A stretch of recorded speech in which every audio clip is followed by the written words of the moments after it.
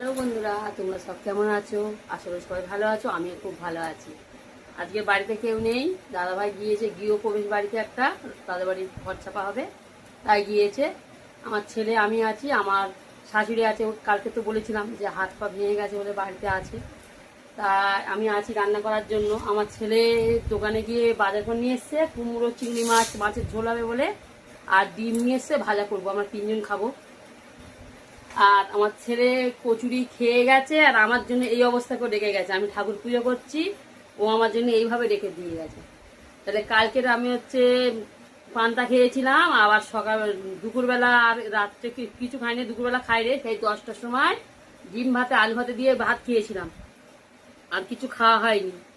আর এই সকালবেলা আমার ছেলে বলে বাজারে যাচ্ছে, সেখানে মা তোমার আর আমার জন্য কচুরি নিয়ে আসি। শাশুড়ির চা হরলিক্স করে দিয়ে এসছি, উনি খেয়ে নিয়েছে, বিস্কুট দিয়ে হরলিক্স খেয়েছে। আবার রান্না হবে, বেলার দিকে কি খায় জিজ্ঞেস করা হবে। কি অবস্থা করে রেখে গেছে দেখো, তাই বলছিলাম এইভাবে কেউ রাখে? ছেলেবেলা খাবে খাবে, না খাবে না খাবে, ফের বলো আমি ফের খেয়ে নিচ্ছি।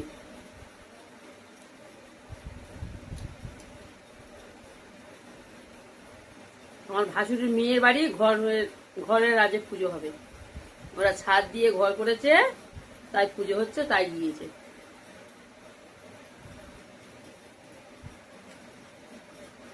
আমারও বলছিল যেতে, আমি যাইনি, বলে ভোরবেলা উঠে রান্না করে রেখে দিয়ে মার জন্য চলো।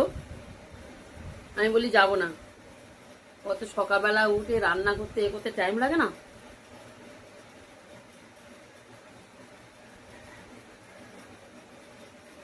তাই ও চলে গেছে।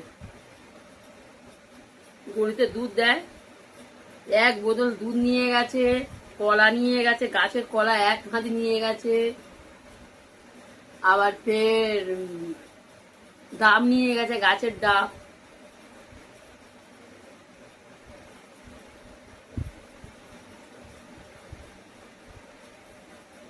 নটার মধ্যে বামন আসবে, তাই দিয়েছে।